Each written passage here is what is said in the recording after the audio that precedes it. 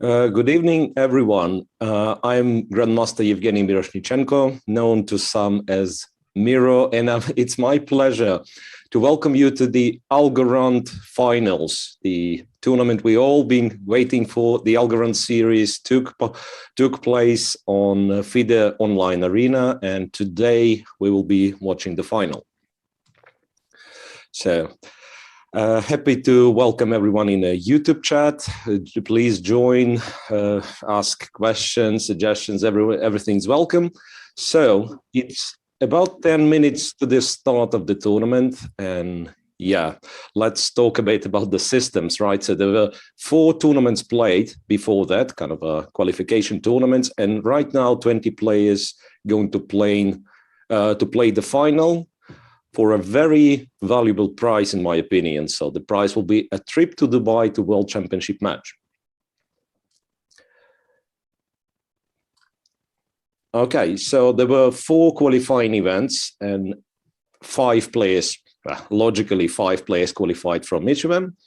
So now the big final, 5 minutes per game, so the Blitz. And yeah, a few words about FIDE Online Arena, of course. It's an exclusive online chess gaming platform that awards online rating and perhaps what's more important, online titles recognized by FIDE.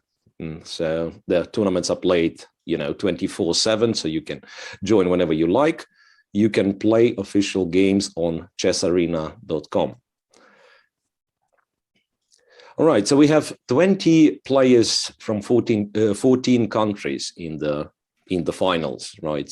And quite a broad representation, I have to say. So the maximum number of players is from Russia. It's 4, 3 from India, 2 from Germany, and then the other countries are Kazakhstan, Malaysia, Italy, Thailand, Spain, Pakistan, Ukraine, Venezuela, Peru, Armenia, and Indonesia. The youngest player, yeah, that's always, that's always fun to talk about, to look at. So the youngest player is only 13 years old, while the oldest is 73. So, online chess, but such a broad age difference, yeah, impressive.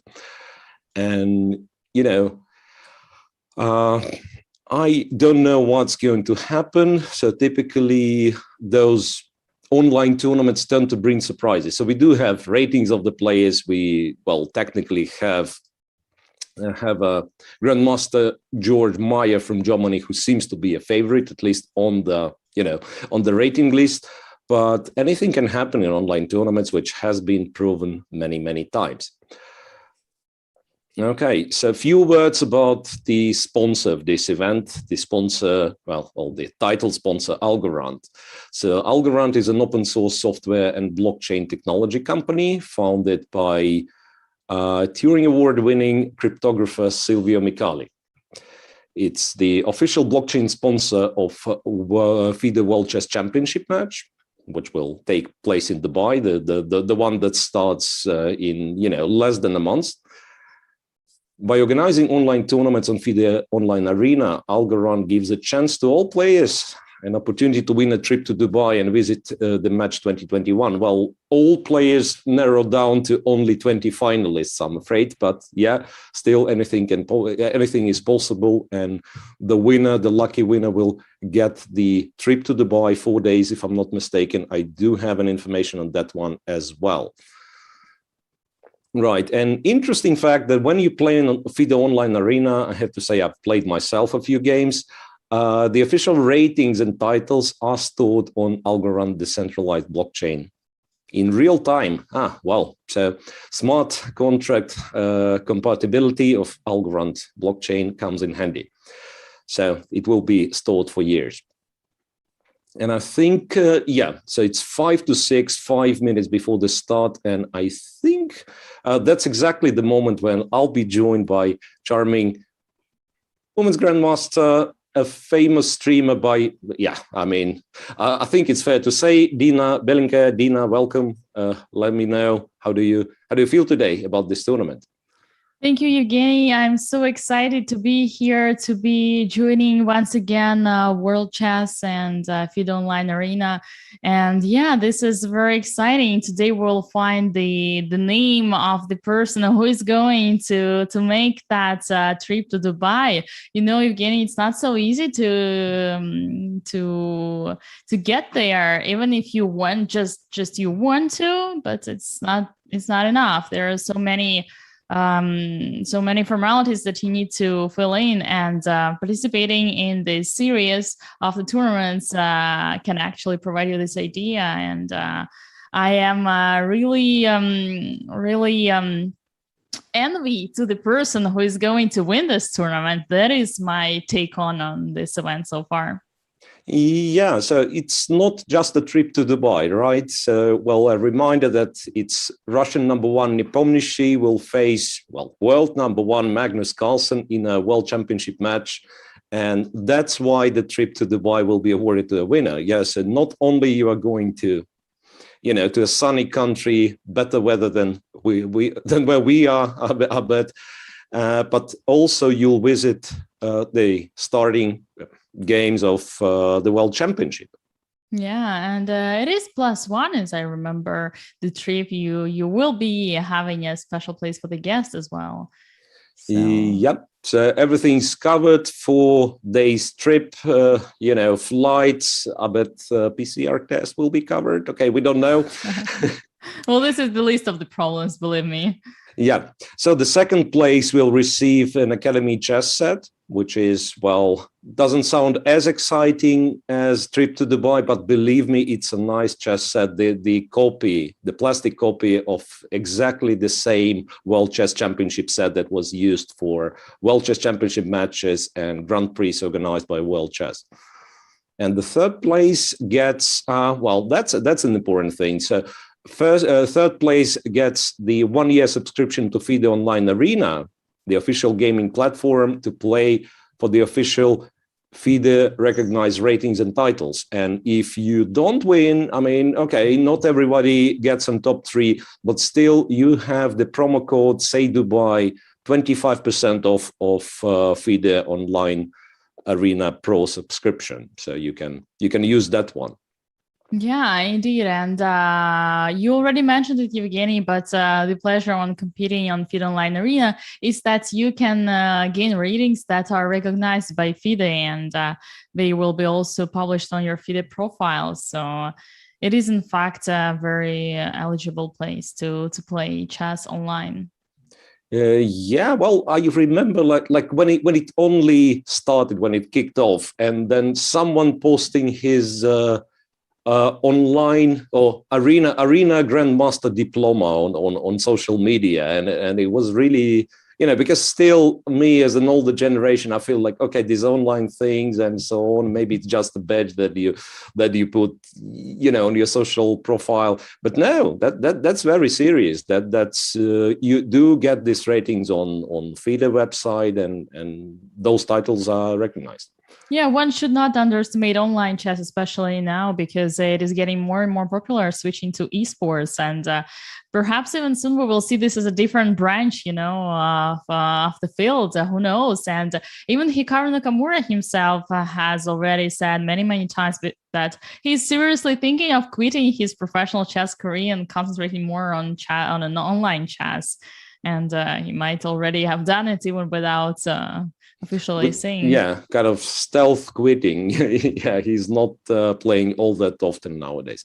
Yeah, I think it's 6 p.m. Moscow time, so that means the drawing of lots will happen right now, as well as the start of another benefit of playing online, right? You don't really have to wait too much for the pairings, so it's done by clicking one button, and then the first round's going to start.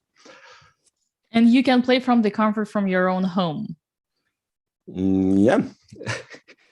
Grishuk comes to mind in that case. I don't know if you watched him playing Chess24 events, but that was all the kids around and so on. All right. So we've started, as far as I understand, right? I don't see Georg Meyer interestingly, on top 2 boards, which is a bit of a surprise.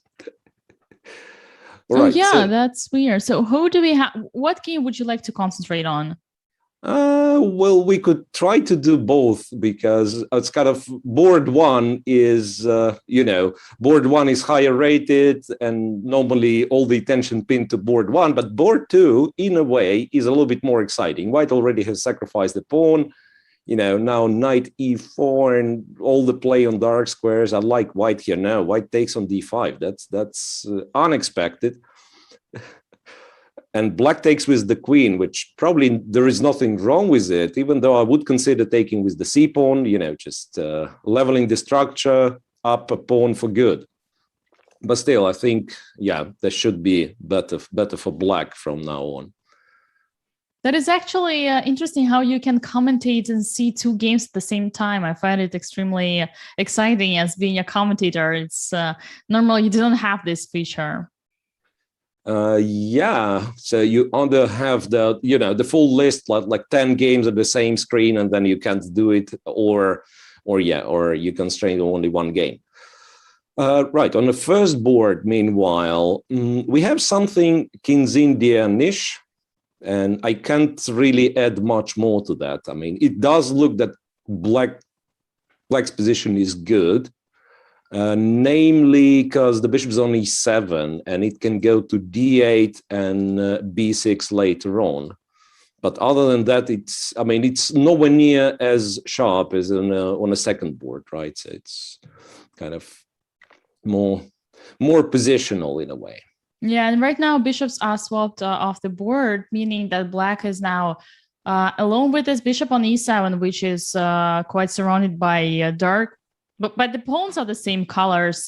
This is not good. I would actually put my preference to white in the game, in the board number 1.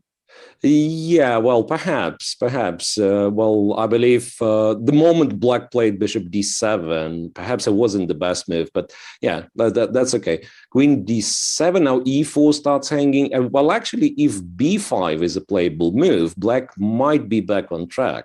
b5, and then if the knight takes, we take on e4. Queen g4, honestly, I don't like this one, but who knows? Yeah, f3. F3 was the tempo. Then so knight c4. Why doesn't want to trade the queens? That is interesting. How would you explain this one? Because d3 square. Yeah, I mean, normally I would like to trade the queens, but then the knight from c5 jumps to d3. Yeah. So now you see bishop d8, and black is dreaming of putting the bishop on b6. So white actually has to do something about b5. Now bishop e3. Bishop e3, b5, knight d2 perhaps, and then the b pawn is hanging. Yeah, white. I like white here. Yeah, you're absolutely right. By the way, on the second board, black managed to preserve the extra pawn and now looks completely winning, to be honest. Oh yeah, look at this. Well, knight b3. Knight to b3 looks like a blunder to me. Or a mouse slip. Not clear where the knight was supposed to go. Like knight c2 maybe. No, I thought maybe you've hallucinated, because if you remember what the position was, I mean, not you, but the player with the white pieces. I mean, how this comes about. You think about knight f5, and then when the pawn takes, rook takes on d5. Yeah, and then you think, okay, so the bishop on d5 is hanging, and then you move the knight elsewhere. And you think when the knight's taken, you take the bishop, but it doesn't work like that, right? So the bishop on d5 is protected. Black was winning, and now he's completely winning, a piece up, nothing to talk about. Yeah, and look at what's happening in the board number 1. We have just seen so many trades, and I actually like this knight on c4 right now. It's no longer on an a3, so it kind of improved. This d5 pawn, a protected passed pawn, and the bishop on d8, surrounded by its own pawns. Once again, and the last thing, but not least, the pawn on c5 is a backward pawn. So I absolutely love white's position here. Yeah, no, I mean, there's no questions asked. White is winning from positional standpoint. It's only, it's only a question if white won't do anything silly. I mean, you just play good moves and position wins itself. Right. For the second board, it's all decided. Yeah, of course, black is completely winning. A ton of material up. Now look at this last move, rook h2 to h4 instead of taking the rook on g1. Yeah, you just keep everything. Yeah. No, I mean those positions, rook down. Some people they have a bit of sadism and just play it. I mean, perhaps rook taking D1, rook d1, yeah, just giving away everything. And we switch to board 3, perhaps, yeah. Oh, so wow, that game has finished, and then we get the new one immediately. Look at this pawn endgame. This is not so often that we get the pawn endgame on our broadcasts. Right. The pawn endgame, which isn't that easy to evaluate, to be honest. Yeah, from one side, you kind of think that this pawn on d5 and white is kind of winning, but yeah, white should be winning, but king f2 is somewhat mysterious, to be honest. Yeah, normally when you see those king f2, you understand that there is no win here, otherwise they wouldn't do it. Although now triangle, triangle, you get to e3, but does it change much? Well, it's actually nice. I like this plan. Now f5, yeah, we take, we go king f3, we win. Oh yeah, now this is a mistake, f5. Yeah. But probably it was lost anyway, right? So the king was getting to f5 and then d6. Well, I mean, white just goes d6, wins like in a usual pawn endgame fashion. Yeah, that maneuver was very nice. And now looking at the board 1, back to the board 1, white is still doing great. Although I see black managed to improve their position with those pawns on a4 and b3, kind of, improving the bishop situation. Yeah. Well, that's interesting. Oh, finally d6. Yeah, that's what I wanted to say, that in those positions, I understand, like with the pawn on d5, everything's so solid, but it's not that easy to break through. So you need more squares, and therefore d6, and then and then here, I don't know. I mean, you can play some knight e7, rook d5, this kind of knight to b6. That's a beautiful move if it works. Knight b6, so queen's traded, then the knight's going to be traded, and it will be the c4 knight against the silly bishop on g7. Yeah, and the rook will come to d5 and take all the pawns as on c5 and d5. Yeah, looks like totally winning. Also, a4 is falling. Look at this. No, this is completely winning. So I just takes a4, returns back. c4? No, black goes king f7. But then you put the knight on b6 and the a pawn's marching, and black can't really do anything about it, it seems. Yeah, this is a game warmer. As well as the position on the board number 5. Look at this rook on f3. It is about to be pinned, and the e4 pawn attacking the rook, losing the rook, and losing the game. White's completely lost. Yeah, we take and...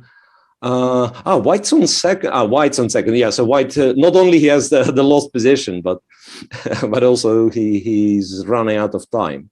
Yeah, that is correct. And it looks like on the board number 1, all the pawns are falling. We have already seen the rook straight. Now we see board number 6. What is board number 8? What is happening here? Board number 8.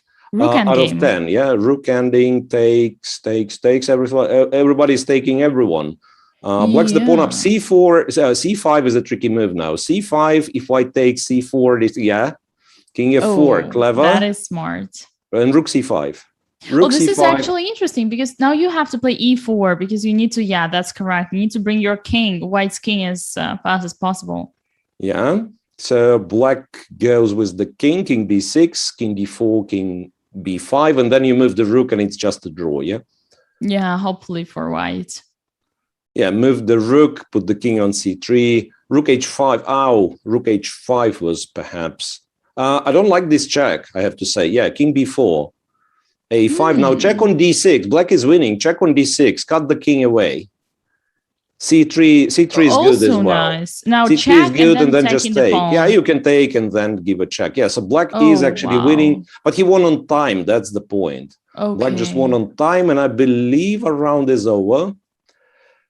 So first round is over, and I think that's the point when we have to say bye-bye, yeah?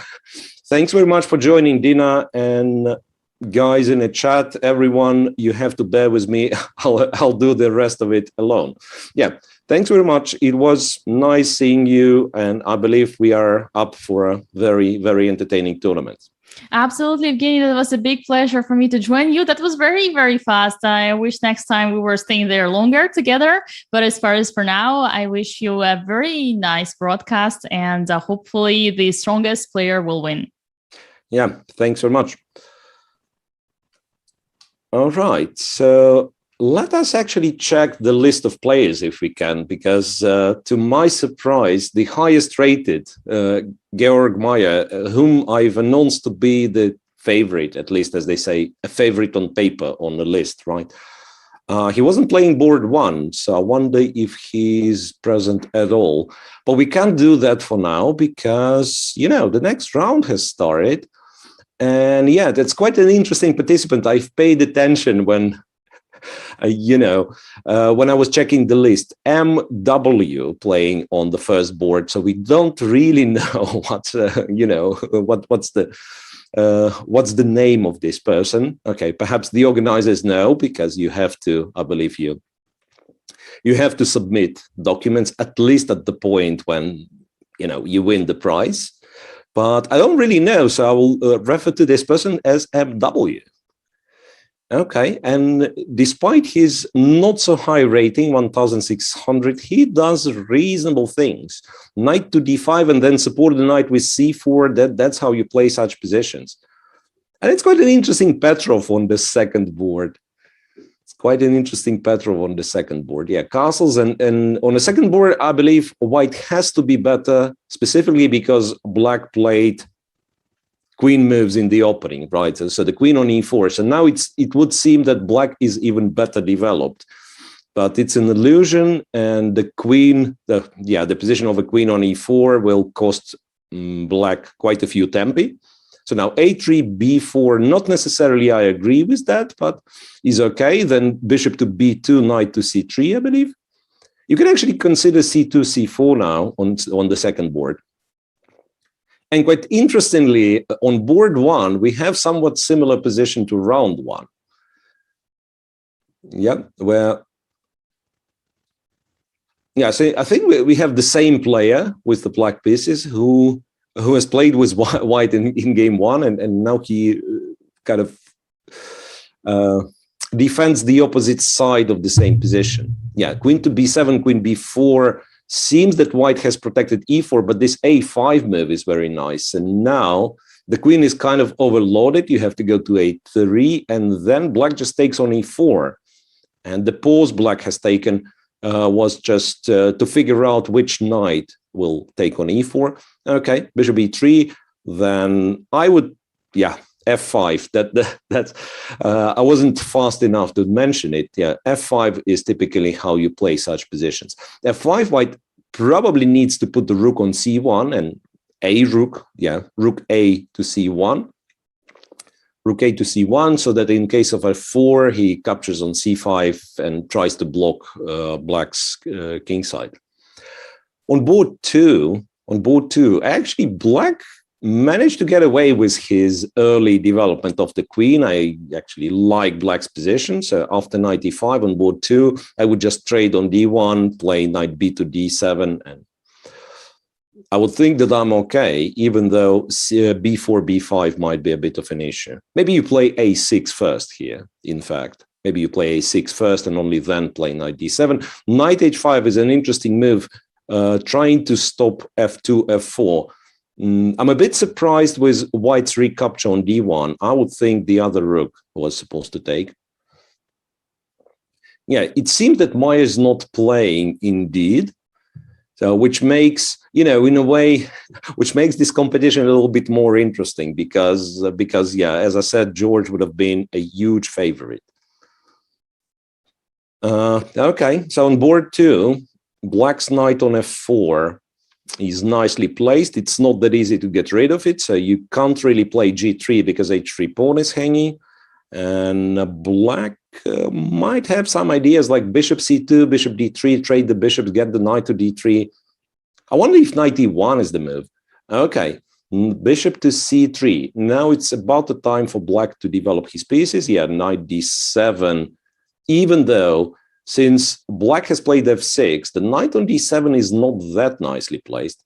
It's quite interesting. Yeah, on board one, meanwhile, I believe black kind of solidified his position. Now he's, well, clearly better in my opinion. So his kingside majority is of more value than white's 2 versus 1 on the queen side.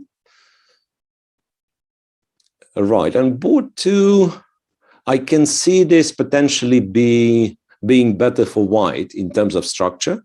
Right, so white gets more space, and when he exchanges on c6, the c6 pawn will be somewhat vulnerable. But on the other hand, black's pieces are much nicer placed. So if anyone, I believe it's black who's fighting for an advantage. Bishop e6, though I don't like as the move. I would look at some bishop c2 things, like try to attack these pawns from behind, maybe force white to exchange on at c6 early so you can grab the b file. After bishop e6, yeah, indeed, you just play rook b1, and you are ready to capture on c6. Rook b8. Well, in fact, rook b8, the move that I didn't consider, but it kind of holds for now. Yes, so b takes bc6, bc6, and black controls the b file. Bishop f5 forces white to move the rook. Not sure if it was better to keep the rook on the b file or move it away as white did in the game. So now actually some knight e2 might be an issue. So black will get a pair of bishops and get his rook to the second rank as well. So it's heating up clearly. Yeah, so in an absence of Georg Maya, Bogdan Belekov from Russia, international master, is, I believe, he's, I believe, the top seed and also the leader who has won seemingly both of his games. Okay, so on board one, black kind of getting close to the white king, even though the remaining pieces, you would prefer to have a light square bishop with black, the one that you'd be able to sacrifice on h3, because yeah, you do get a lot of pieces around the white king. You can bring the rook to g6 and so on, but it's not clear how to progress from there. And there've been examples when, you know, it optically looks like a strong kingside attack and you insist on it all the time, but white, meanwhile, makes progress on the other side of the board, and that's exactly what white does in our case. Yeah, just take a b3. I don't know why white spends that much time. So let's not forget it's 5 minutes blitz without increments. At some point, time is the most valuable, or rather, most important factor in terms of assessing the position. Yeah, and it seems, could it be a disconnect on board one, because you can see white's not moving in a position where you, I mean, obviously you'd play some move by that point. I'm not sure what's the strongest, but you'd play some move. It's either knight b3 or pawn takes b3. I think black just won on time in the first game. Okay, yeah, so we moved and we, oh, whoa, look, now it's board 4 on our right. Yeah, on the right of our screen, it's board 4 and black's completely winning. I think, yeah, white just resigned. Here, the same, black is a rook up and should be completely winning. So board 2 is still kind of interesting. White has lost / sacrificed the pawn and got very active on the queen side. So now he's about to win back the pawn on c6. I actually think white is better here. I actually think white is better. So what do you do? I mean, you can and probably should play f5, f4, trying to create some initiative, because yeah, otherwise white just slowly positionally outplays black here. Knight to b8. Oh, black just blundered the bishop. Knight e4, bishop e1, bishop on e1, even though it's not very active, it guards the king nicely, right? So if 2 pawns protected, it restricts the knight from e4, and the move black just played was giving away the f5 pawn, I wanted to say, but white chose knight g6. But now the knight on g6 can be taken. What do? Just take the knight on g6, yeah. And the c pawn is not promoting yet. Knight c8. King g5 allows knight e7, or knight a7 for that matter. Yeah, and then you just promote. Or you can go, yeah. it was possible to play bishop b4 on the left board, right? And then just win the entire queen. So h5, h4, knight takes f2, bishop takes. Yep. g3, you probably just don't pay attention. You go a6, a7, a8. Okay, so the game has finished, I think. No, it's not. It's not. Is it the last game of the round? Yeah, it does seem so. That's the last game of the round where white is completely winning. That's I'm talking about the right board here. White's completely winning, and it's just a question if he'll be on time in 12 seconds. Pardon. Yeah. Okay. Move the d pawn. I mean, that's the easiest. You just promote. Nobody's asking you to checkmate with one queen. You just promote the other one. And it's also quite fast to do, right? All right, can we check the cross table quickly? So round 2 has completed. I don't think we have. Well, we'll have it during the second round. Yeah. So one more time, the promo code for chessarena.com is Say Dubai, and by doing that, you can get a 25% discount on Pro subscription, which gives you a lot of perks, a lot of benefits. It expires, as far as I was informed, it expires in like a week or so. So you have 7 days to join the pro community of FIDE Online Arena, if you like. All right, so there is that. Yeah, it's annual pro subscription that allows the player to play for the official online rating and also earn titles. Get FIDE ID and all the stuff like that. Okay, and I almost missed the start of the next round. So the leaders are, we have 5 people in the lead, right? Veronika Shubenkova from Russia, two Russian players here. Bogdan Belякov, the international master from Russia, I believe highest seed in an absence of Georg Maya. Then 2 players from India, Pranav and Abhijit Gupta. I wonder if it's, there used to be a grandmaster. I think we played a game or 2 against Abhijit Gupta from India, the grandmaster, but I don't think it's the same player.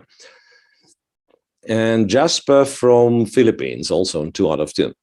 Okay, so let's see what happens there. On board one, that's a notorious London system, which everybody seems to be keen playing nowadays. The exchange on f4, and I don't like white's g3. I mean, it's from structure perspective, perhaps you want to play g3 sooner or later, but it's rather later. You had some other stuff to do. Even though now that I'm looking at it, white still gets a decent position. So potentially, yeah, those knights perhaps have to be traded, potentially the other knights traded, and then white's bishop is much better in this type of structure. Bishop d3, then you play king e2, you put the rook from h1 to c1, and you just play the endgame, I believe. White should be slightly better. I mean, it's never too much. The structure is almost identical. Blacks also managed to develop all the forces, so it's not like white will get some out of this world advantage, but it is a pleasant position to play. Rook h to c1, I would say. Oh no, king e2 was just played. Yeah, it's black to move, sorry. On the board on our right, yeah, we have for white some sort of a King's Indian structure, King's Indian setup, where white already got a pair of bishops. The bishop on h3 is actually not that bad. And now white does concentrate all the forces on the king side. I mean, it's not much to do for white on the other side of the board. So white plays rook f2, and then the other rook will go to f1. White has to watch out for g5. G5, yeah, you have knight f5 with the tempo, so not that worried about g5. And now the question is, the question becomes, what do you do next? Queen to d1, and perhaps move the bishop away. Yeah, bishop d2, so opening the f-file for the rooks. Yeah, white's position looks nice and everything, but it's hard to hard to find the entry points in black's position. After knight d8, yeah, knight f4 quickly jumping to d5. And that, I have to say, had to be prevented by black playing g6, g5. After knight g2, g6, g5 looks ugly, I understand. I mean, you're weakening a lot of squares, but at least you're not letting this knight to go to d5. Because now white is about to seize an overwhelming positional advantage. So knight on f4 goes to d5, bishop to f4, you know, that like all the pieces playing. Finally, white finds job for all the pieces. I'd put it this way. Yeah, you can move the light square bishop away, then play h4, return back, kind of introducing a threat of h4, h5. And meanwhile, yeah, let me switch back to board one, where I would argue that white has traded the wrong pair of minor pieces. Because with the knights, and especially since black has gotten his knight on d6, black seems to be very solid. So I actually like black's position. Then b6, b5, supporting the knight on c4, or do it this way. Yeah, f6, knight to g4. Then you have the time to jump to c4, maybe. Or take on c1 and jump to c4, perhaps. Yeah, attacking b2. Well, this is nice, but it allows white to play b2, b3. So that was my concern. Rook c2 shouldn't be the move. Shouldn't be the move. Now you play rook c6, and then you double, and then you are threatening, you know, threatening threats, like to take on b2, to give knight e5 check, something. Rook to e1, yeah, fair point. Black has weaknesses of his own, so the pawn on e6. Rook c8 outplay nevertheless. Yeah, so now knight e5 check with the discovered attack on the rook becomes a threat.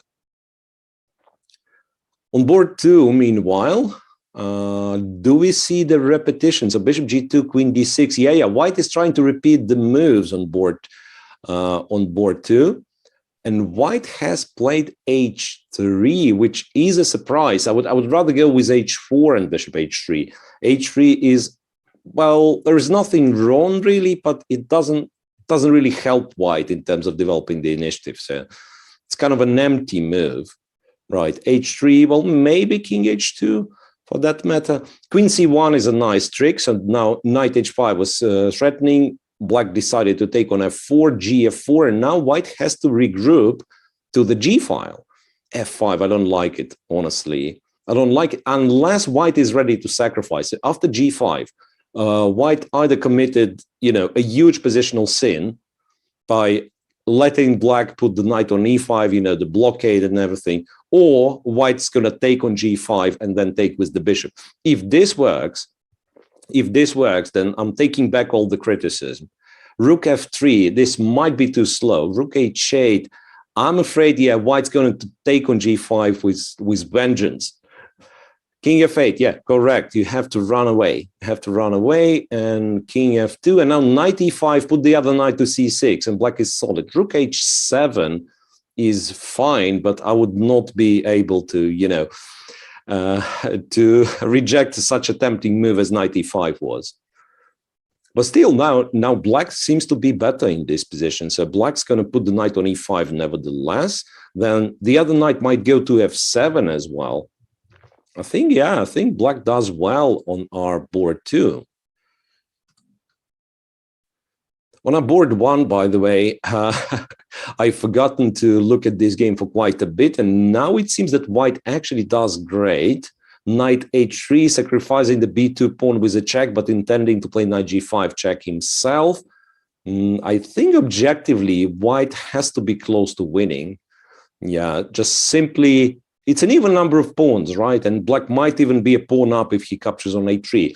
It just, the thing is, in those kind of endgames, the important pawns are where the king is. So you advance the passed pawns, and at the same time, you attack the opponent's king. Yeah, knight to c4, and now you go like f6 or h6 maybe. Yeah, f6, pawn takes, rook takes. And then it's not clear for black where the king's going. Not clear for black where the king's going. Yeah, rook f7, and who's going to stop the h-pawn? Knight e5, we still have a check on f6, and we go h7. Yeah, I think white is just too fast. I think white's just too fast. Check. Okay, you go to c2, yeah. Knight a5, I think it's a little bit off, or a lot off from the normal move, because, yeah, the knight had to go to the other direction. Okay, so far we don't have anyone on 3 out of 3. We do have some players who finished their game 3, but nobody out of the leaders, right? Okay, so on board 2, meanwhile, Black is strategically winning. It's just that he's down to 30 seconds. And yeah, you know, in Blitz, anything can happen. B4, opening up the position from White's perspective, yeah, just to sharpen up the game. Takes. Now D4 is hanging, B7 is hanging. Rook B8, well, just take on D4, play it fast. No need to think too much. It's Blitz after all. Rook back to B4, and then D4, C4, White. And now all of a sudden, not only White's back in the game, but White is winning, I believe, and probably won on time, yeah? On board 3, White's completely winning, and he's winning on time as well. Oh yeah, sorry, board 2 moved to board 1. Board 1 has finished, yeah. Okay, check what happens there.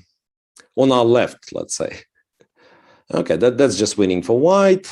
The board that has appeared. Oh, we do have 3 out of 3. Abhijit Gupta wins the 3rd game in a row. So 3 out of 3 for Abhijit. And no one else. Veronica can win. But she's very low on time. I think she loses. Yeah, I think she loses. On time, first of all. Yeah. Playing pretty fast on those pre-moves. That's a special move. For those who do not know, that's a special move called pre-move in internet chess. Yeah.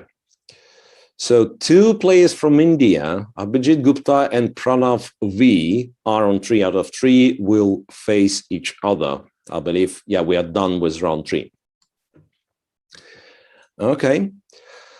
So a quick break, I believe, for the players, and let me see if I have more announcements. So one more time, maybe you've just joined the broadcast. So the reminder: the final of Algorand Series is today. That's that's the tournament we are talking about, and the prize is, the first prize is really amazing in my opinion. That's a four-day trip to Dubai, where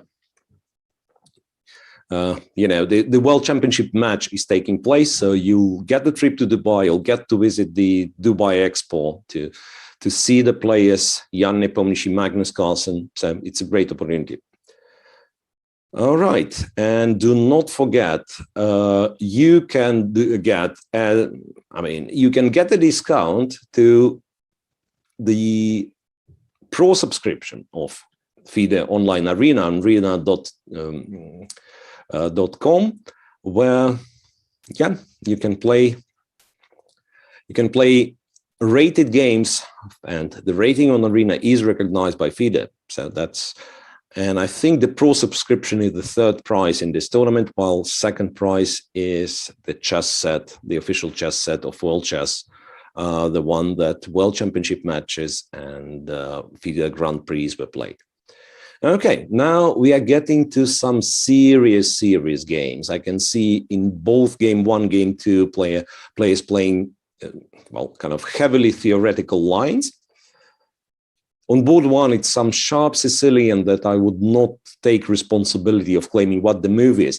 Here, I'm very tempted, yeah, if you pay attention to board 1 right now, I'm very tempted to take on e6 with the bishop, or with the knight, by the way. Yeah, just the thing is, Black does superbly, in my opinion. So Black will exchange on b3, put the bishop on b7. It's actually a very nice Sicilian, but for the time being, Black is a little bit awkward. So let's take on e6. Let's leave Black with this awkwardly looking knight on a5. I think bishop e6, pawn takes, then take with a3. Come on, not a3. And for Black has to just snap on b3 immediately, play bishop b7, and be okay.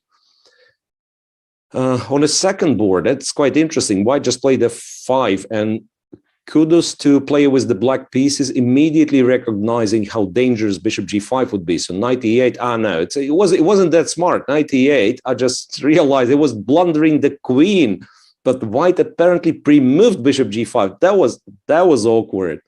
That was awkward. I actually praised this move, knight e8. It had to be knight d7. So I myself thought knight d7 had to be played. And then when I've seen knight e8, okay, it's the same, right? So you move the knight away from the pin line, but it had some drawbacks, this knight e8, which White decided not to take advantage of. That was awkward. Okay, so the resulting position, it's not that easy to judge because Black has a pair of bishops. Black has arguably the better structure, kind of more pawns towards the center, but his king is somewhat still not fully safe, right? So somewhat vulnerable. And perhaps a clever idea from White's perspective not to trade the knights. I would think of knight b6, honestly, after knight c7. Yeah, so keep more pieces because your opponent's king is not safe. Yeah, what can be more logical than that? Black has to be careful, yes. So now moves like knight h6 or sometimes bishop h6 have to be considered. Knight h6 played, pawn takes, queen takes, I believe, yeah. So now g6 is attacked. Rook g7 is a little bit awkward. I would think of knight f8 instead and then to put the rook on h7. You can still do that. You go knight f8, right? You can go knight f8. It's a little bit sad, yeah, the knight on e6 is great, looking towards the center, so maybe you would think, yeah, let's not move the knight, but you have to protect the e6 pawn. And the alternative king f7 looks incredibly scary. Looks incredibly scary. I would think, you know, rook takes f6 might work. And if not, bishop g5 works for sure. And White's much better. White certainly is much better in this position. Not only that, it's not that easy to imagine how on earth Black is supposed to solve the problem. So you might as well just play rook f2, put the other rook to f1, kind of double on the f file, attack the f6 pawn. Yeah, that's what White's doing. Rook f2, put the rook on f1, attack the f6 pawn, and what Black's going to do. Back to board one. Back to board one, and here I do not know what players are doing, to be honest, because I thought all the previous play from White was hinting at castle long, right? White instead decided to castle short, which, you know, in a way makes sense since Black was ready for a long castle. But on the other hand, I mean, you're castling short and then you're pushing the pawns from your king, right? So like f4, f5. So that's a little bit strange. Still, I'm not able to tell what's the proper variation of this position is. I believe Black has to go e5 exactly, right? Knight f3, and now you can try to take on b3 and then a3 with Black. Knight takes b. Oh, queen a7. Isn't it too passive? Isn't it too passive? Now king h1, unpinning the rook on f2. I would consider knight d5, but yeah, still okay.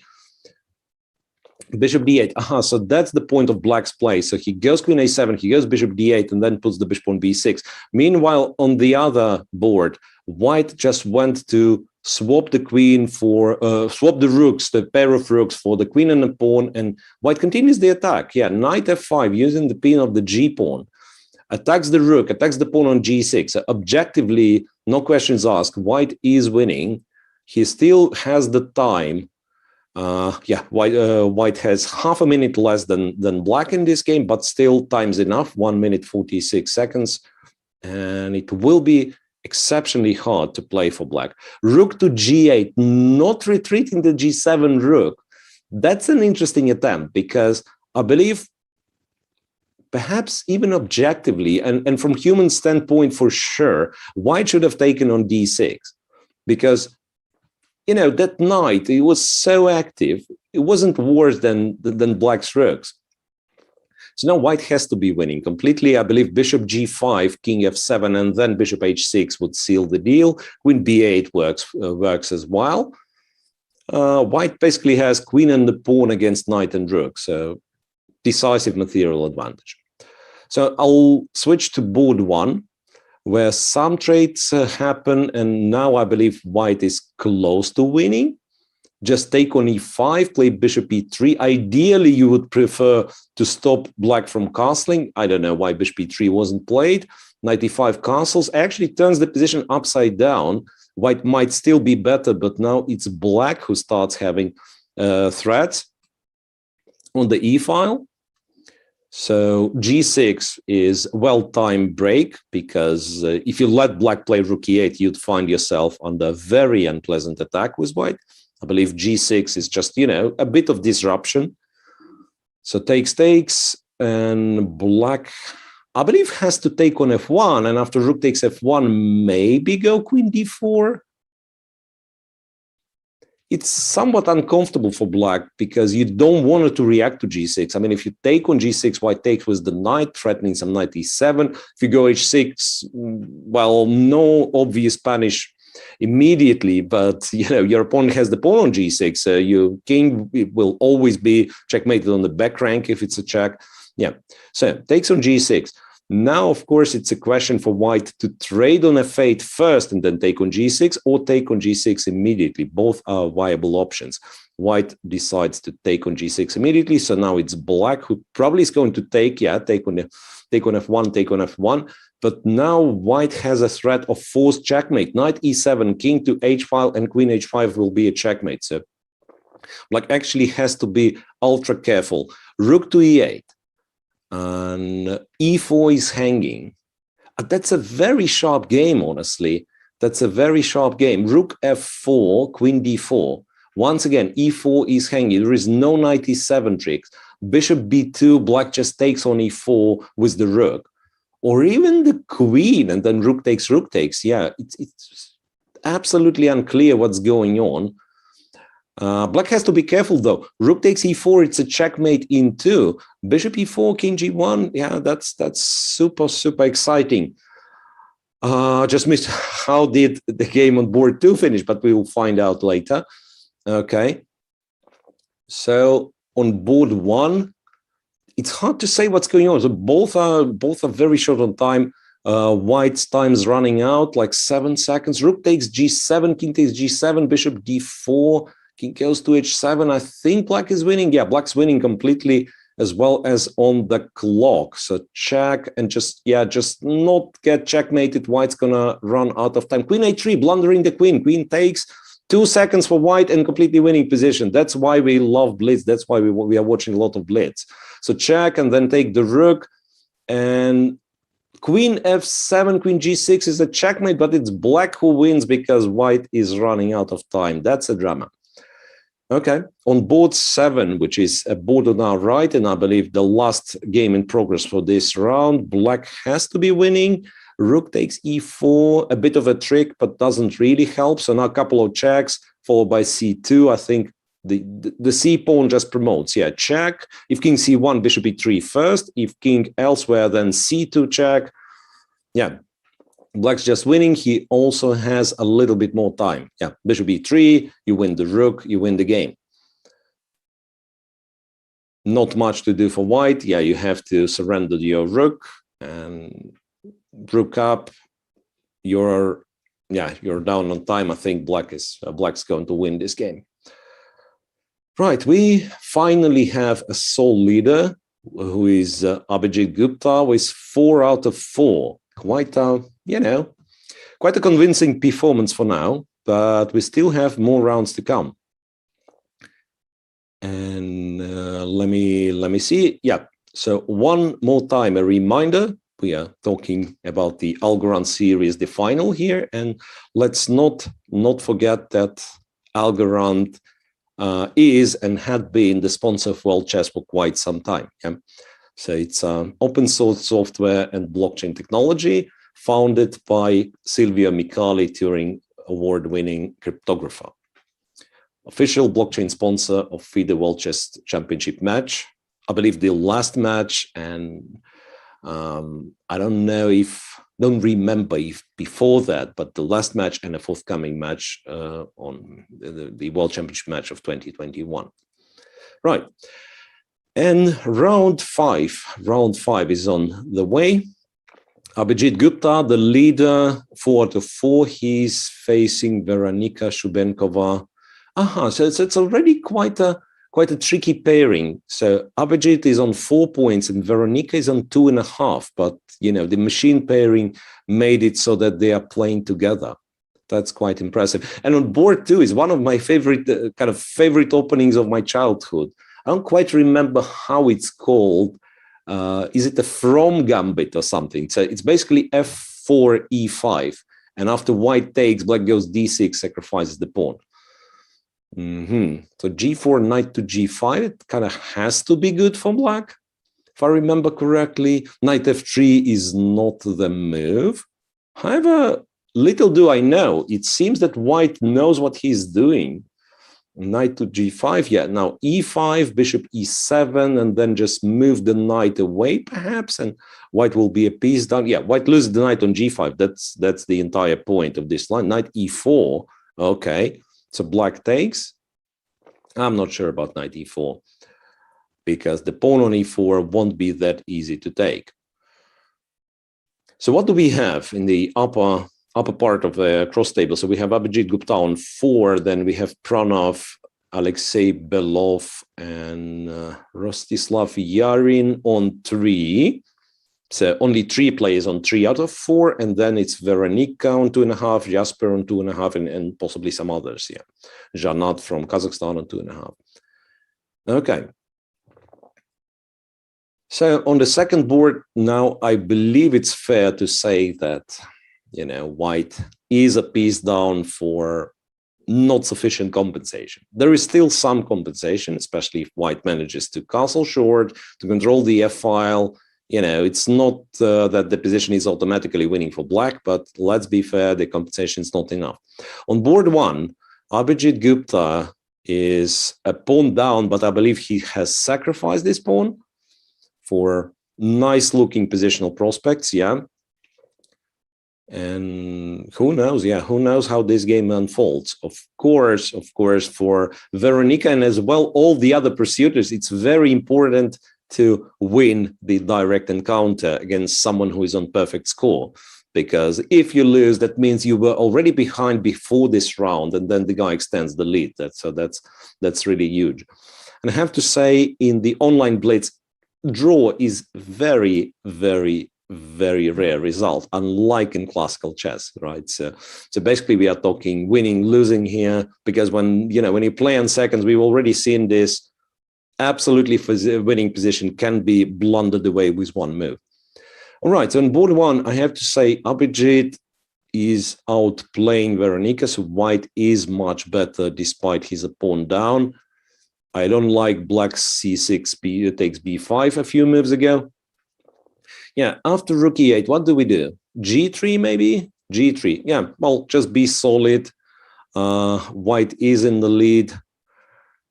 c6, yeah, destroying the queen side. Queen takes, then take the pawn on a6, restoring the material balance. On the other hand, how big white's advantage is, it's not that easy to tell.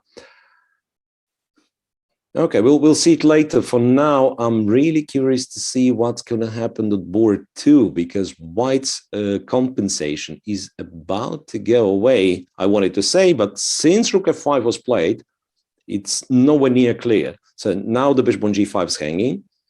Rook g6 might run into knight d6, I'm afraid. Knight d6, forcing the king to d8, and then rook f7. I'm afraid black is in trouble now. So king to d8, rook f7 is the thing. Knight f7 doesn't really help. Yeah, rook f7, queen e6, exactly. And now the question is, what's your next move? Because it looked nice and all. Queen e4 attacking c6. Yeah, makes sense. Now in case of king c7, white's going to have d5, which wins, by the way. Yeah, king c7, just d5 trapping the queen, bishop e7 therefore. But now white seemingly can take on c6, hitting the rook. Rook takes e7, but how about king take e7? So I think white just blundered, because, yeah, king takes e7. White was hoping for queen e7, queen g6, but king e7, black just wins more material. Queen takes c6. Now, on the other hand, bishop and the rook are hanging. It's very sharp, I have to say. Even though white is a rook down, the position is completely unclear. Black king is quite weak. Okay, a5, rook c8. What's rook c8? Queen back to e4. So now if the knight back to d7, d5 is something you can play, or take the rook. Yeah, take the rook, play d5. I think now white is on the roll. Bishop takes, and white plays d5. Yeah, could it be that it's now it's white who is winning? It's one of the leaders. Yeah, Rostislav Yarin on 3 out of 4, and he is probably winning against Alexei Belov. So those are like very high in the cross table.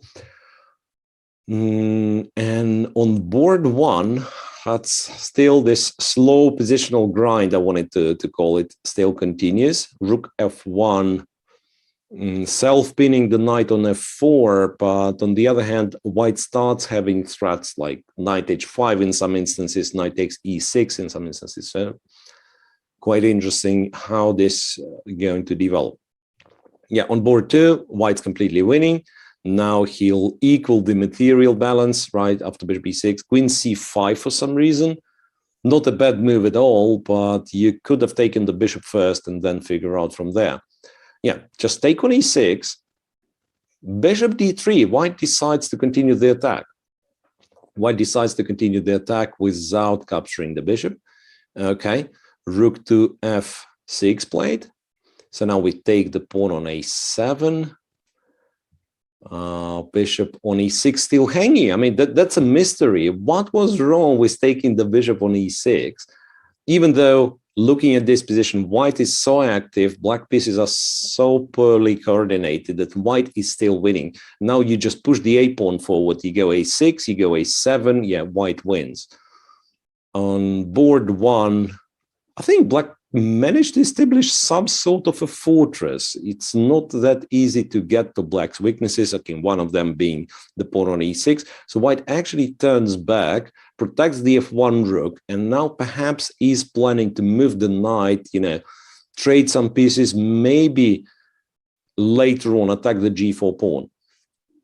Okay, on the second board, white's completely winning now. Queen a8, yeah, blocking the passed pawn for now, but queen is known to be not a great blocker, so white can just go c5, c6, queen h6, attacking from the other angle. Actually, very unpleasant, I have to say. In a short time control game, very unpleasant when your opponent creates threats against your king or next to where your king is. Queen g5, knight g6 will be played, and then still you can't really win this position without c5. So just play c5, c6. You have the passed pawns, so just move them forward. Okay, so after queen e5, bishop c8, queen b8 no longer wins because bishop b7, d6 I kind of like less because I thought those pawns could have been blocked. But yeah, d6 was played with the threat of queen e7, so I wonder if after all it was a clever move. And it's such a turn on board 1. You know, even having both boards on the screen, I tend to miss things here and there. So white apparently tricked black and now is up a piece and completely winning on board 1. Knight e2, and then, yeah, turn the knight to d4, put the rook on f4, on f8. Yeah, white is completely winning. He's also much better on a clock. So check here, king h5, knight e2, threatening a checkmate, and black is almost stalemated, but not really. Yeah, it will be a checkmate on g6, rook g6, checkmate. On board 1, white wins, Abhijit Gupta on 5 out of 5. Okay, and we have board 5 here, where white is an exchange up, but, well, still some technical task in front of him. It's also possible that, oh, the bishop is getting trapped. That's quite unusual. Just take on a6. Yeah, black just blundered away everything. And white, yeah, white just keeps collecting those pieces. Yeah, I understand black's hope could have been the time. Missed how the second board has finished. So now what we have is 2 players from India leading the tournament. Abhijit Gupta on 5 out of 5. Pranav on 4 out of 5, as well as Rostislav Yarin, one of the players who has the Arena title, Arena Candidate Master from Russia, on 4 out of 5. Yeah, later on, and Janat from Kazakhstan on 3.5 points is clear 4th place.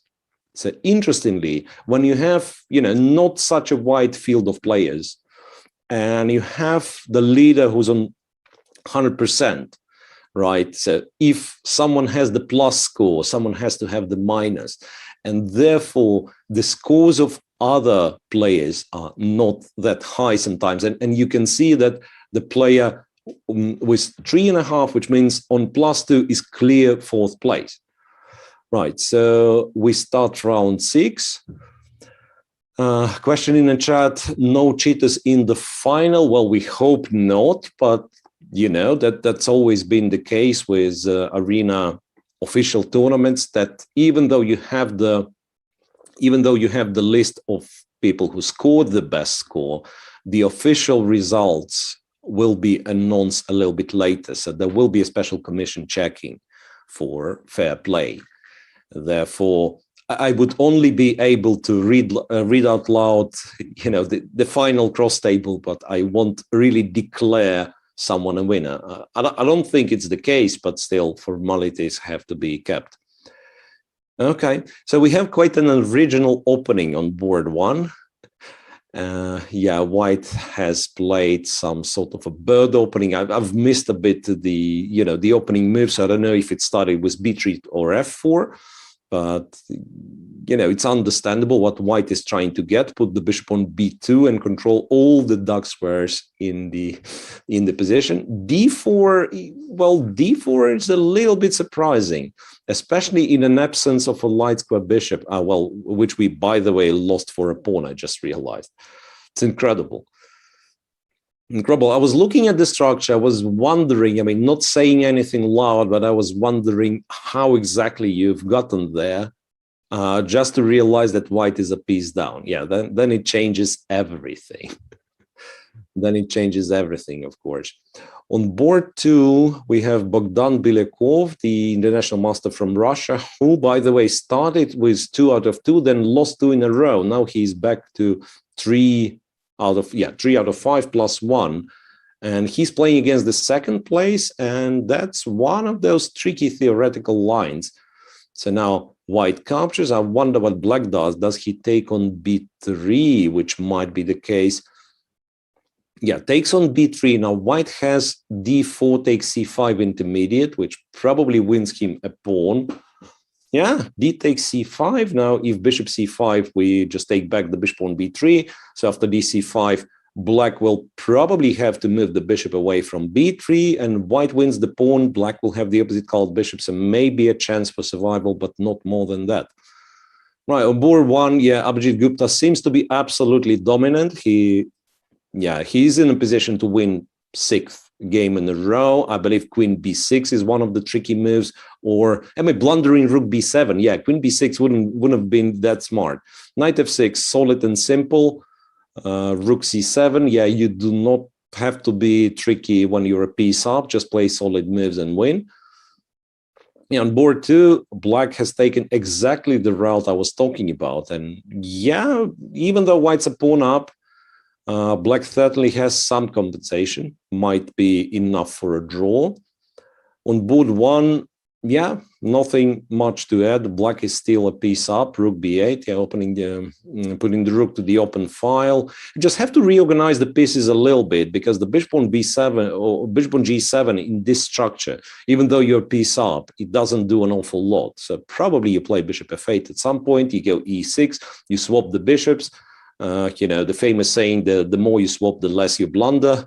And in reality, you do want to swap pieces when you have extra material. Yeah, bishop f8 was just played.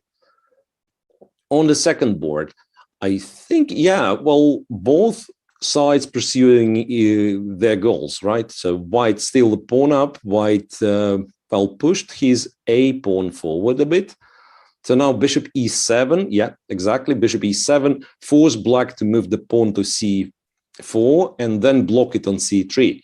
Brilliant. Bishop b4. It's actually a nice maneuver. So bishop to b4, bishop to c3 will stop. Returns to d6. Maybe that's even better. Yeah, put it on d6, then put the queen on c3. In this specific case, I think the queen will be fine on c3. White decides otherwise. Rook to c3, potentially moving it to g3, perhaps, creating some threats. So now the thing is, the e5 pawn's hanging because White's queen on d2 was unprotected. I'm actually not sure what happens now if Black captures on e5. Black could have captured on e5. I think White just missed it. And so did Black. King to h7. Now you just move the queen. Oh, blunders again. So now queen takes e5 actually works on board 2. On board 1, still absolutely winning for Black. Now actually managed to capitalize on his extra piece. I think, though, there should be no problem from there. Should be no problem from there. Okay, White played h3 on board 2, and now queen takes e5 is an option. Oh, no, never mind, guys. Yeah, queen e5, bishop e5, and then g7 was hanging. So g5. Now White desperately has to move the queen away from d2, and still I suggest queen c3, which keeps everything solid, which keeps all the extra material. And then, yeah, sooner or later, White's going to play on the king side. So you'll probably prepare f4 somewhere and just open up the king side where Black's king is somewhat more vulnerable than its White's counterpart. Board 1, Abhijit Gupta just wins another game. I think White just resigns. So 6 out of 6, absolutely stunning performance. Janat Sain from Kazakhstan, international master. He's on 4.5 out of 6, also finished his game from round 6. So he'll probably be at least third. He'll probably be at least third on this after this round. Yeah, depending on the result of Pranav. Pranav V from India is the only player who can have 5 out of 6. And it's quite a distance already between the leader and the second place. Yeah, so Abhijit Gupta is dominating the tournament for now. Yeah, on our right, we have Mr. MW playing against Alexei Belov. I believe Alexei Belov being, if I'm not mistaken, one of the oldest players in the tournament. And he is completely winning now against MW from Germany. Just an extra piece and not much to do for Black. Yeah, not much to do for Black. So this game is going, but, you know, I can hardly imagine this finishing with any other result but the Whites win. Board 2, however, is, yeah, it's kind of, wanted to say heating up. You don't really say so when the queens are exchanged, but it's not clear anymore if, you know, if White is that much better. d2, okay, bishop b3, bishop d8. Now the d2 pawn's protected, bishop b3 being a threat. I wonder if White's okay still. And quite possibly White has to take on e6. Exactly, that's a brilliant decision. Take on e6, go a6. That's ambitious. Honestly, a6 is ambitious. King g6, yeah, just play g4. Don't pay attention. So a6, put the pawn on a7 potentially, go with the king to e2, a7, okay. I wonder if White's playing for a win, because that's exactly what I would do. I would try to play this one for a win, but I'm afraid the player with the white pieces, he might consider only making a draw. By the way, rook takes d2, White is still much better. So 2 pawns for an exchange. Yeah, king g2 is a little bit slow. Rook a8, and now when you take on d2, Black will be able to take on e5. Yeah, still, I believe White is absolutely fine. Rook e5, yeah, rook takes d2, threatening some rook d7s. Rook a5, rook d7 check, protect the a7 pawn. It's only White who is playing.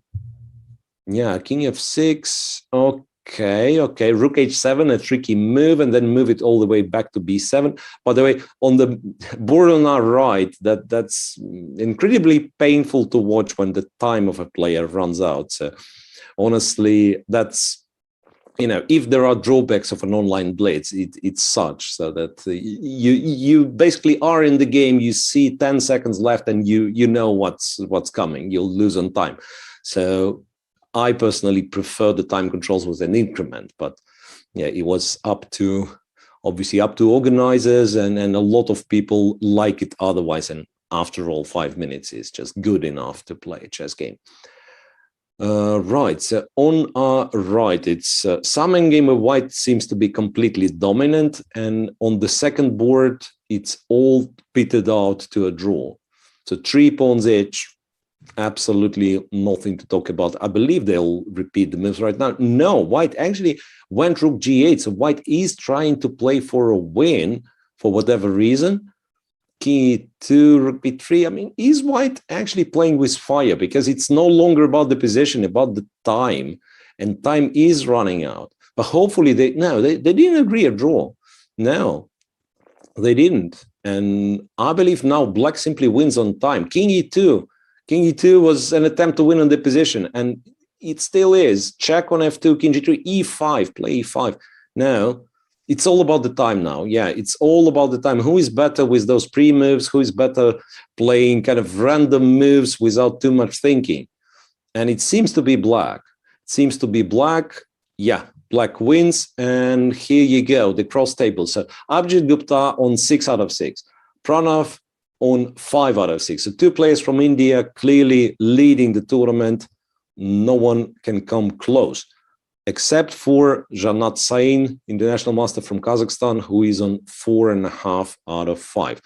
4 out of 5 for Alexei Belov, 4 out of 5 for Rostislav Yarin.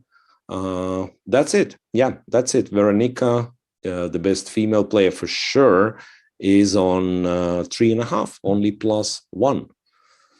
Yeah, the reminder, even though we have three prizes, obviously everyone wants to fight for the first. Everyone wants to go to Dubai.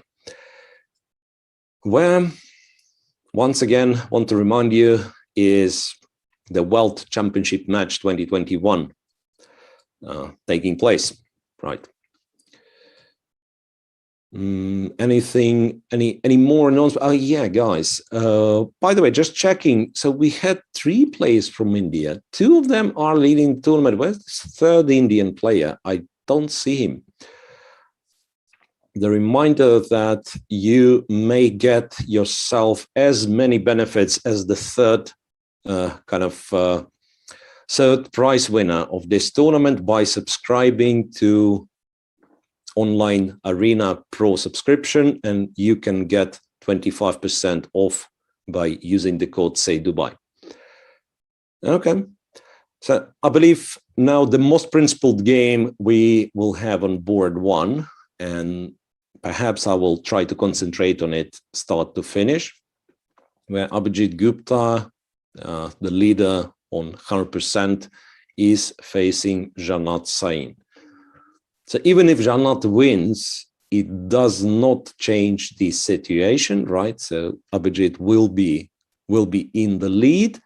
Janat will not catch up with him, but still, it gets closer. He gets closer to the leader, and then, you've been on a comfortable lead, and now there is someone just half a point behind you. It can be tense.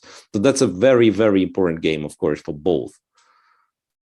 Yeah, and what happens on the board is actually quite intriguing, because I think somewhat of a similar structure was recently played in Russian Super Final, right? So allowing to take on d6, and then white, if I remember correctly, white didn't take on d6. Yeah, so that's an interesting structure. White obviously has a pair of bishops and everything, everything's flexible, looks very nice, but those 2 doubled pawns, in fact, they protect a lot of central squares, and I'm not quite sure if black does that poorly. Queen to a6. I'm not sure if you really want to put the queen on a6, but yeah, let's find out. Bishop on h3, by the way, nicely guarding the c8 square. So now white will try to play the rook to c7. Honestly, though, when I've seen queen takes d3, I thought maybe white has to take with the pawn, kind of in similar fashion, just building a row of 4 pawns on the d file, but also restricting black pieces quite a bit, because now, now it'll be, those knights will start a lot of jumping. Knight to f5, exactly. Now you have to protect d4, but maybe black doesn't have the follow-up. Yeah, perhaps black doesn't have the follow-up, because now one more move is the tempo is bishop a6, to which white, there is one more move is the tempo, which is a5, okay, bishop e1, but still you have to deal with the threat of rook c7 as black, and that's exactly what's problematic.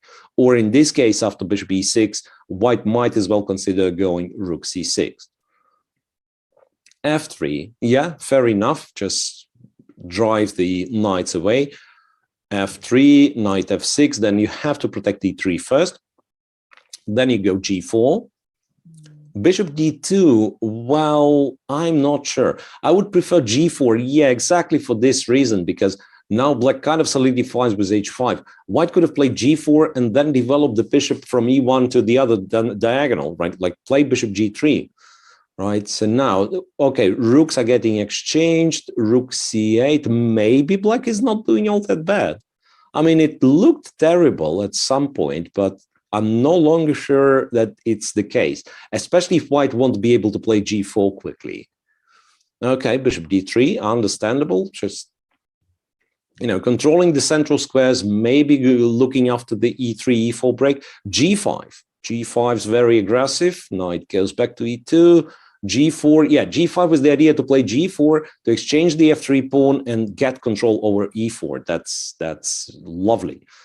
Okay, you take, and then you just play knight e4, question mark. I mean, I'm not sure if it's possible, because yeah, well, white unable to take on fight. Yeah, just put knight in the center. If white takes the pawn, at least you're getting the opposite colored bishops. Knight e7 should be too slow. I won't be surprised if it's going to work in this game. Oh no, I take my word back, because bishop g4 check followed up by knight e4 is an actual threat. So white kind of has to react, and not by playing bishop c1. I don't like this move. So now bishop g4 check followed by knight e4 check actually brings me to the conclusion that black is doing fine. Bishop g4, perhaps you go to g2 just to avoid the check from e4. So now knight e4 can be met with a capture. Bishop f5, clever move, intending to exchange the light square bishops. Bishop e2, and then you go bishop g4 perhaps. Bishop e4 check, does it? Whoa. Yeah, I mean, both are specialists in blitz, so they both find a lot of those like intermediate moves, creating some quick threats. I'm not even in time to commentate on everything. Yeah, the bishop on c1 just looked silly, so that's why white plays b5 and then intends to put the bishop on a3, attack d6. Black certainly has to pay attention to this threat. Knight g4, h3. Knight g4 seems to be a waste of time, to be honest. Yeah, so now you'll have to return, and then bishop f3. Why would you play bishop f3? Well, bishop a3 was the move in my opinion, but yeah, okay. Let's just watch. On the second board, yeah, let's not forget Pranav facing Alexei Belov. Pranav on 5 out of 6, Alexei on 4 out of 6, a 1 whole point difference. Black is doing more than fine in this game. He's up, 3 pawns? He's up 3 pawns for no obvious compensation. So I think Alexei is up to win this game, unless he goes down on time. Unless he goes down on a clock, because, yeah, for the time being, it's 1 minute 20 seconds. But, you know, if the game prolongs itself, if the game kind of drags towards like move number 100, then this difference in 30 seconds might become crucial. On board 1, I no longer think that white risks anything, but apparently he's not winning. Well, after g4, I wouldn't be so sure, because king f7, a brilliant move. King f7 and king f6, and in case of king g4, you just give a check and go back. You're probably holding, but can you win this one? That's a big question, right? And there is one more that they've agreed to draw on board one, which I'm slightly disappointed with. So on board two, black continues kind of eliminating pawn after pawn after pawn, but that's the first time white creates a threat to black king. Queen to h7, rook e1, sacrificing g7. That's a very, very aggressive move. I'm not sure if it's good, but I personally would prefer to keep my king safe, but black, on the other hand, controls nearly all the queen side. Simply, white doesn't have pawns on the queen side. Therefore, maybe this king will run away towards d6, c6, b6, and be safe there. For the time being, there is not a single check for white that doesn't lose the material. Bishop on f1 is hanging. If you move the bishop, it's queen g1, queen h1. It's maybe black who's checkmating one by force. So bishop to c4 played. Now it's time to give a check, perhaps. Yeah, you can give a check on g1, h1, then, check on e4 with the rook. Yeah, I think black is just straight up winning. On board 5, yeah, it's white just dominates. It's an extra knight and a pawn, right? And yeah, not much in return for black. Some 10 seconds, but yeah, that's not very important. Yeah, on board 2, black just wins with rook to e4 check. Among other things, I believe black's position is winning. Yeah, but rook e4 is the most straightforward. King f5. Can we find checkmate? Can we find the checkmate? Queen h4, perhaps a practical decision. Yeah, not looking for a forced checkmate. No, nothing, but just, yeah, queen f6 is a checkmate in 1. Queen f6 is a checkmate in 1, I repeat. So that was Pranav loses to Alexei Belov, and they equal in score. So now we have a 3-way tie. Right, 4-way tie, in fact, 4-way tie for the 2nd to 5th place. That's very entertaining. Okay, on our left, white is completely winning. It'll be a checkmate in a few moves. Queen c7, knight goes to c6.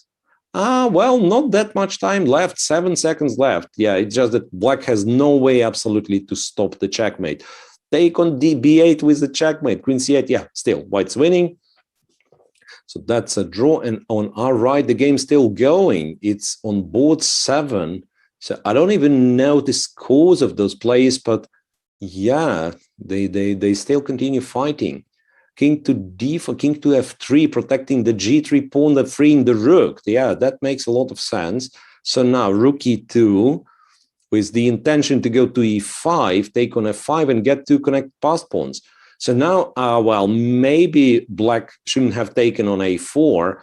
Well, rook a3, and now c3 hangs with a check as well as c2. So now it gets very, very sharp. Yeah, white's going to be a pawn up. After this check, king g4, just take another pawn. White's a pawn up, but, that's a quality what matters in such cases. You can't really run with all your pawns. So you choose which one is kind of most promising, and you advance that and help with all the pieces. So now d3. I actually think that black might be faster here. So g4, just go d2, king e2, c3, next move rook c1, and you win. Rook c1 I don't really like because rook d6, yeah. Rook d6 kind of stops the d pawn. Well, rook d1 on the other hand, and c3, you don't have the time. Yeah, well, white actually wins on time, and that's somewhat regrettable. Okay, so that was round 7, right? That was round 7. And Abhijit Gupta is still leading 6.5 out of 7. And then, as I said, let me double check it. So we have 1, 2, 3, 4 players, 1.5 point behind. So it's Alexei Belov, Pranav, Sanat Sain, and Rostislav Yarin. All of those on 5 out of 7. Okay. So let me see if we have any more announcements. Yeah, once again, I want to repeat that the oldest player is Alexei Belov, actually one of those tied for the second, 73 years of age. Hayek Sargayan is the youngest. Hayek from Armenia, only 13 years of age. Okay, so One more time, the reminder that we will have the, how do you call it? The promo code for FIDE Online Arena, which is Say Dubai, and you can get the pro subscription for 25% off, which gives you lots of benefits for that.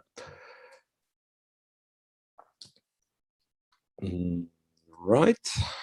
Anything else that has to be mentioned? Yeah, obviously. So that's since it's called Algorand Final, and one more time want to remind you that Algorand, it's a partner of World Chess for quite some years already. I remember commentating like events in Moscow, live events in Moscow and all over the world, and it was, it was sponsored by Algorand. So Algorand is an open source software and blockchain technology company founded by Silvio Micali. And well, what does it do? You can read up yourself. And when you play on FIDE Online Arena, that matters. The official ratings and titles are recorded on Algorand decentralized blockchain network in real time, and will be stored there for years. So you've seen the results yourself. I have little doubt that the winner wasn't doing any naughty things. So I think, yeah, on my part, I can congratulate Abhijit on winning the tournament, but official results will be announced a bit later. The official results will be announced a bit later, and that's all for now. Thanks very much for watching. Thanks, people, for cheering for your favorites in the chat, and see you next time. See you next event. All the best.